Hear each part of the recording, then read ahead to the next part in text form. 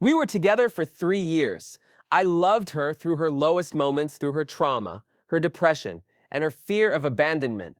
I helped her heal from the toxic engagement that almost destroyed her life. We moved in together, we talked about marriage, we were building a life.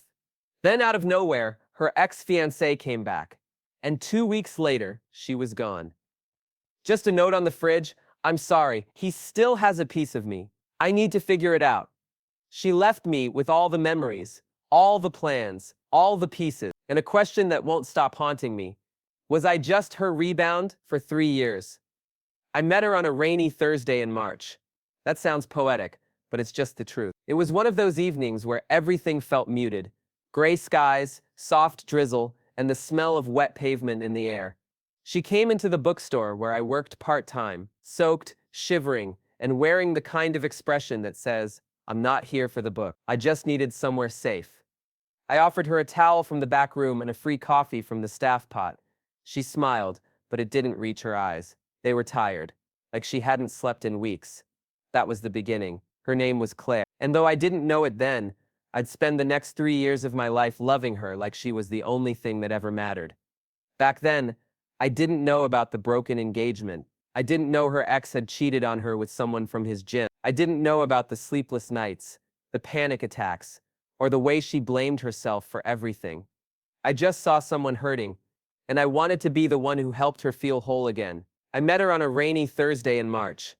That sounds poetic, but it's just the truth. It was one of those evenings where everything felt muted. Gray skies, soft drizzle, and the smell of wet pavement in the air.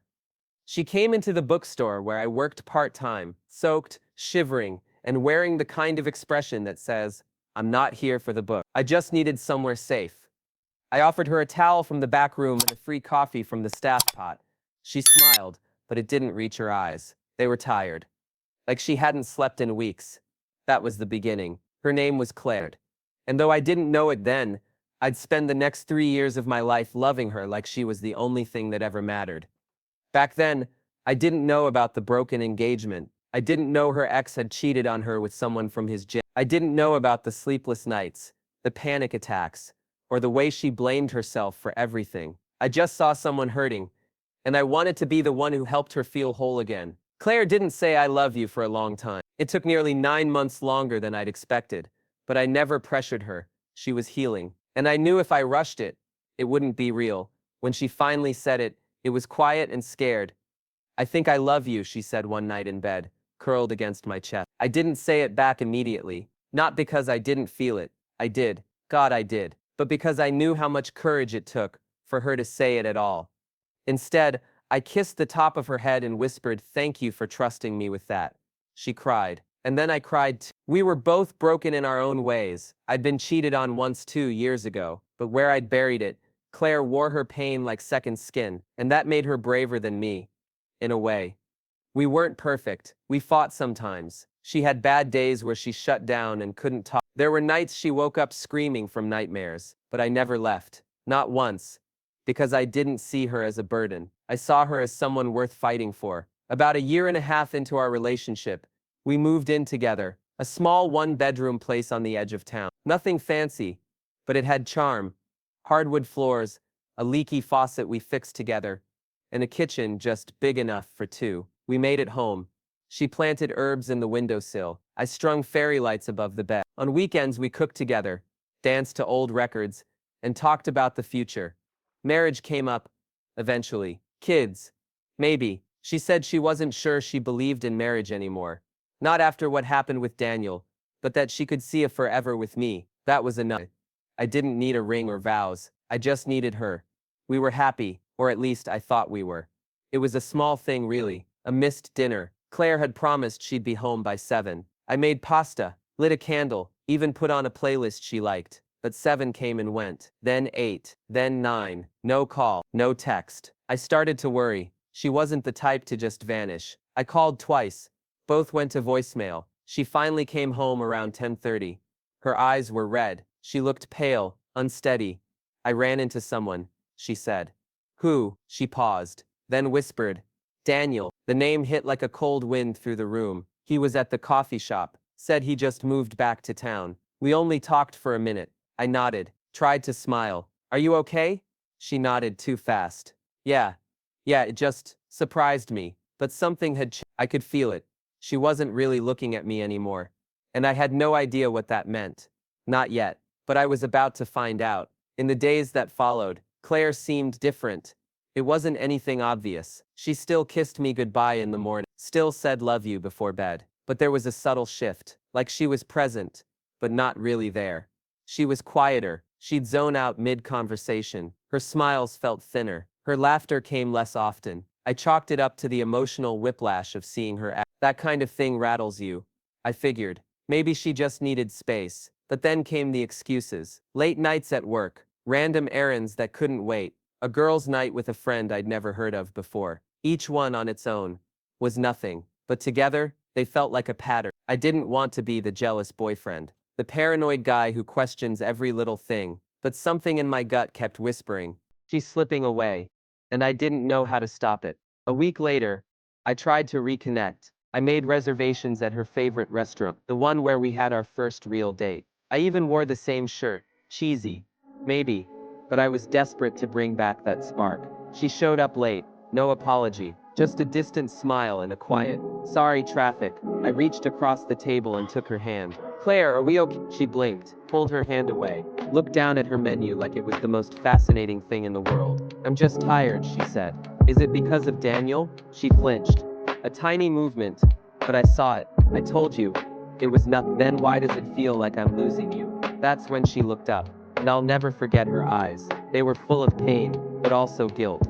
I don't know, she whispered. That sentence haunted me for days. Not, no, you're not losing me. Not, we're okay. Just, I don't know. The breaking point came on a random Tuesday night. Claire was in the shower. Her phone buzzed on the nightstand. I didn't mean to look.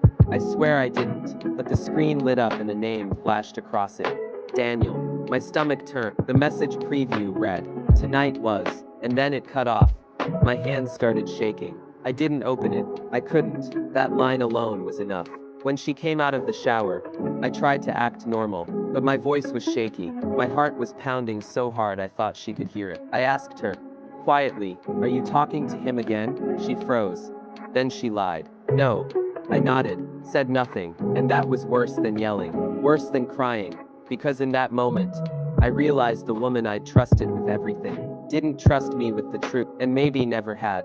The breaking point came on a random Tuesday night. Claire was in the shower. Her phone buzzed on the nightstand. I didn't mean to look. I swear I didn't. But the screen lit up and a name flashed across it. Daniel. My stomach turned. The message preview read, "Tonight was," and then it cut off. My hands started shaking. I didn't open it. I couldn't. That line alone was enough. When she came out of the shower, I tried to act normal, but my voice was shaky. My heart was pounding so hard I thought she could hear it. I asked her, quietly, "Are you talking to him again?" She froze. Then she lied. "No." I nodded, said nothing, and that was worse than yelling, worse than crying, because in that moment, I realized the woman I'd trusted with everything didn't trust me with the truth, and maybe never had. We talked the next day. No yelling, no accusations, just two people sitting across from each other with a broken future between them. "I can't be in a triangle," I said. "If you need time to figure out what you want, I understand, but I can't wait around while you test the waters with your ex." She nodded, said nothing. "You have to choose," I told her, and I meant it. Claire looked at me with tears in her eyes. "You are always safe, steady, kind. With you I feel peace, but with him, it's chaos, passion, history. I don't know what that says about me." "It says you're confused," I replied, "but I deserve more than confusion." I gave her a deadline, Sunday. She had until Sunday to decide, me or him. I didn't want to force her, but I needed clarity, closure, respect, and deep down, I hoped, prayed, that everything we built would be enough. But sometimes, it's not. Sunday felt like a lifetime away. Every hour dragged like a weight chained to my chest. I couldn't focus, couldn't eat, Claire stayed with a friend that weekend. To think. She said she needed space to figure things out. What she didn't realize was, I wasn't asking for space. I was asking for commitment, loyalty, a clear answer. But all I got was silence. I didn't text her, didn't call. I wanted to give her the space she asked for. But my mind kept spiraling. Was she with him? Were they together right now? Laughing, reconnecting, while I sat in a silent apartment full of memories. I hated how much it hurt. And I hated that I still wanted her to choose me. Sunday finally came. I sat on the balcony with my phone in my hand for hours, just waiting for her message. Around 6 p.m., I got a text. Can we talk? That was it. No heart emoji, no apology, just can we talk?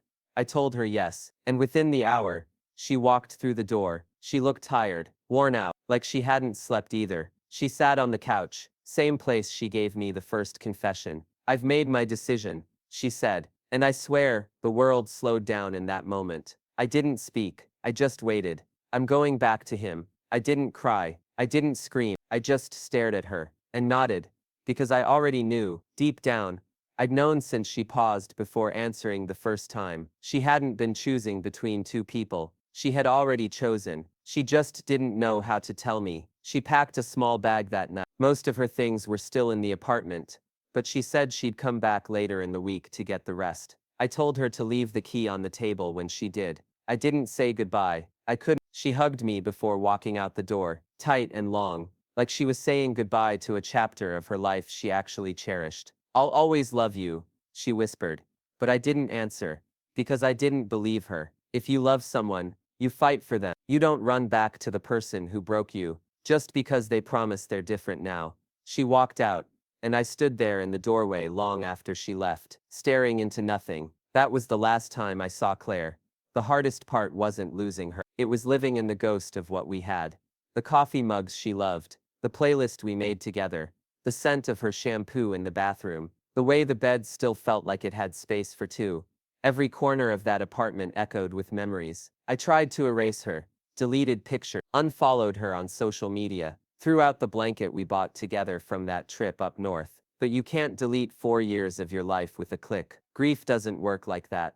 Sometimes, you cry in the middle of folding laundry. Sometimes, you see a shirt she wore and fall apart. Sometimes, you stare at your own reflection and wonder, why wasn't I enough? 2 months after she left, I got a message from Claire. It was 2:12 a.m. I made a mistake, that's all it said. I didn't reply, but I stared at that message for a long time. I wanted to know what happened. Had he hurt her again? Did he betray her like he did the first time? I'll admit it, part of me wanted to swoop in, forgive her, and fix everything. That's what I always did. I was the safe place, the steady one, the guy who cleaned up the emotional mess. But not this time. I didn't reply, because healing doesn't happen when you let the same person break you twice. And even though I still loved her in some broken, buried way, I was finally learning to love myself more. After that 2:12 a.m. message, I made a mistake. I didn't respond. Not because I didn't care. Not because it didn't rip my heart in two, but because I knew what would happen if I replied. She'd tell me the ex wasn't who she thought he was. She'd say she missed me. She'd say all the things I once begged her to say, and I'd fall right back into it. But this time, I chose myself. I deleted the message. Then I blocked her number, muted her socials. No contact. It wasn't about punishing her. It was about saving myself. One night, I opened the box. You know the one. The box we all have somewhere. The one filled with memories we can't throw away but can't look at either. Inside, then I lit a candle, and one by one, I let it all burn. Not out of anger, not out of hate, but because I was done keeping pieces of a past that no longer belonged to me. Healing isn't a straight line. Some days I missed her so much, it felt like physical pain. Other days, I'd laugh at a show we used to watch, and not feel that ache anymore. And slowly, very slowly, the world stopped being gray. I went back to the gym, started reading again, reconnected with friends I'd ghosted while I was drowning in the relationship. I even started therapy, not because I was broken, but because I was ready to understand why I stayed in a love that made me feel small. And for the first time in years, I wasn't chasing someone else's love. I was finally becoming someone I wanted to be proud of. About 6 months later, I ran into her at a bookstore of all places. I was thumbing through a novel when I looked up, and there she was. She looked different. Older, maybe tired, maybe just real. We locked eyes. She walked up and said quietly, "Hey." I said hey. She asked how I was doing. I told her, "Honestly, I'm doing better. I'm doing okay." She nodded. "I'm happy for you. You look free." And that hit me harder than anything else. Because she was right. I was free. We didn't talk about what happened. Didn't unpack her choices. Didn't ask questions we already knew the answers to. She smiled.